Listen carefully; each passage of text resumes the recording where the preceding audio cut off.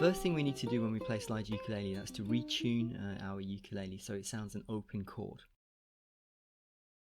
On standard tuning GCEG, we already have the chord C major on the lowest 3 strings. So what we need to do then is we need to change the first string, which is normally tuned to A, change it to G. So that's just drop it down 1 tone so it sounds the same as the 4th string. The reason we need to do this is because you don't have a lot of possibilities with the slide. The slide is only going to play one shape, so it needs to be a major chord shape, otherwise it won't sound good. The second thing we need to know is where to position the slide. Don't forget that we're not pressing down on the strings. We're using the slide to glide across the strings very gently. That means that the slide replaces the frets. So when we play the notes then, the slide must be directly above the fret and not between the frets like when you play with your finger. When you play with your fingers, the string is vibrating between the fret and the bridge. So your finger is pressing it down so it touches the fret. Here we're not pressing down anything, so the slide needs to be where the fret is and not in between.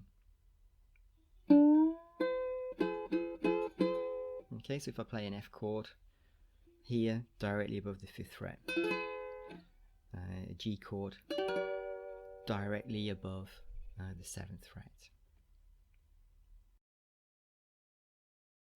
I think it's really important to learn some fingerstyle if you're going to play slide ukulele.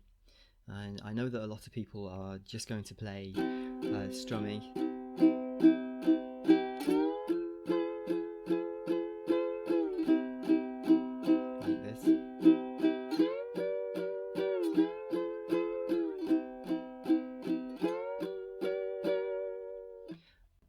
You can only play in one key because it's tuned to C. And if you're playing 12-bar blues, they're all the same. So I think that if you don't learn to fingerpick, you're going to get bored very quickly. Lots of advantages to fingerpicking. It sounds a lot more interesting. You can pick out individual notes.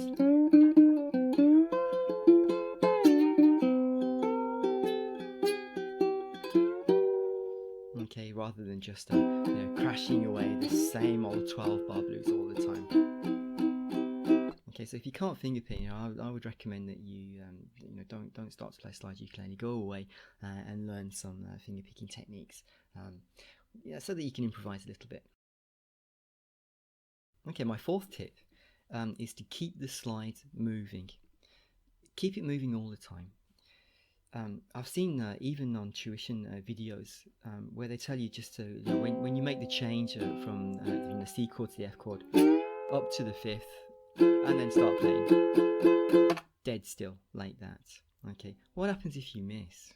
You could get a little bit too far and it sounds really bad, and then you're going to come back. Okay, the idea is keep a little vibrato moving like that, so that even if you've missed on the way up, you're going to come back and make it sound natural. And that applies even if you're strumming.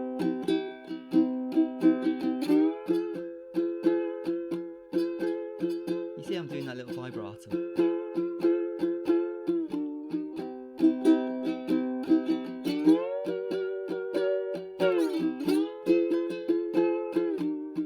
And that sounds a lot nicer than just crashing up to it and then stopping. That's really not nice. Put a little bit more subtlety into it. Let's make it a little bit more nuanced, if you like. Okay, the next thing to talk about then is perhaps to learn the C minor pentatonic scale. We have our C major chord. In fact, a lot of the solos in blues guitar uses a minor pentatonic scale. It's worth knowing where the notes are. You have most of the notes on the 3rd fret, 5th fret. But here they are. These are the notes that you'd need to play minor pentatonic, C minor pentatonic. So that's C 3rd string open, E flat on the 3rd string 3rd fret, F on the 3rd string 5th fret, G. So G, you've got 3 places you can play it. 4th string open, 2nd string 3rd fret, and 1st string open. So 3 places where you can play that. Okay, then the next note after G is 3 notes higher again. Okay, so that's a B flat. Right, that would normally be C if you're in standard tuning, but remember we tuned our A string down to G. So now we've got G, A, B flat, and then up to C on the 5th fret. After C on the 5th fret, got E flat here on the 8th fret. Okay, now here on the 8th fret of the 2nd string, we got another C. And that's why it's worth learning the pentatonic scale, because those notes, you're not going to play the chords. Here you've got your G on the 7th fret, and here you've got 2 notes of the minor pentatonic on the 8th fret.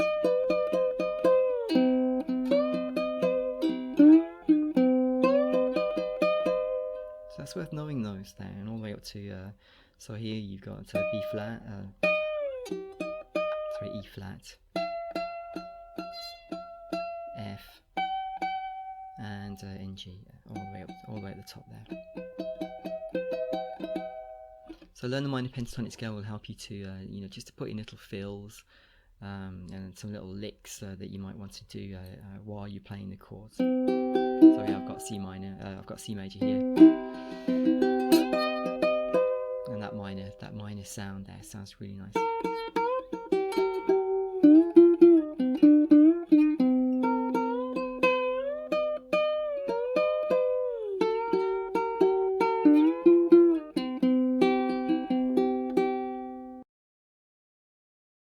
Another little trick then is related to what I told you about keeping the slide moving, and I really don't like it when people just arrive in one place and keep the slide still. I don't like that at all. You can embellish your playing by playing what I call leave and come back type licks, and that means that if I'm sliding up to the F chord, okay, so the 4th position, I've got the chord there, but I can play licks just by using the slide by perhaps leaving with one string and coming back on another. So I'm going to leave that position going down on the 1st string.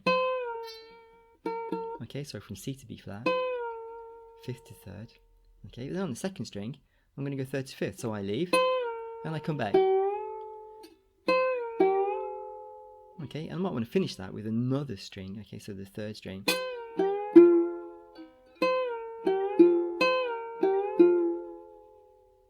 Nice on the 12th as well if you're playing that open string.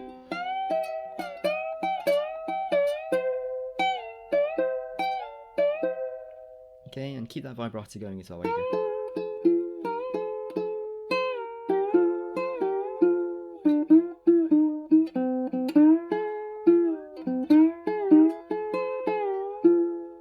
That gives you some nice sounding licks that you can play.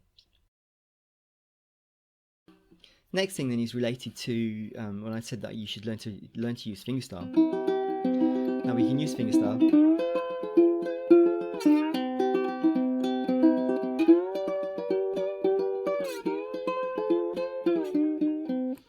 Okay, but another good thing to do is perhaps not always to cover all of the strings with the slide. So be selective. We've already done this when I showed you these minor licks. You don't have any obligation to cover all of the strings. So here I'm keeping my C open.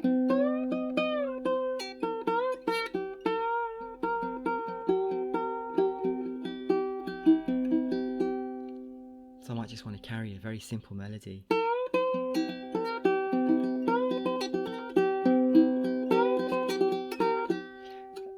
There I'm only playing the slide on the 1st string. I'm leaving the other strings to ring. So you don't have any obligation to play all of the strings with the slide.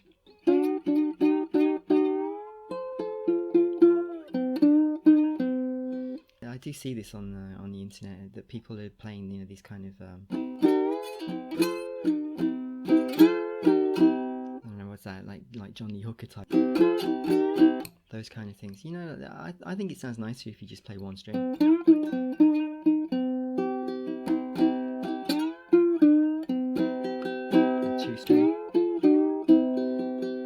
Again, it's making it more nuanced, not just crashing out the same chords all the time.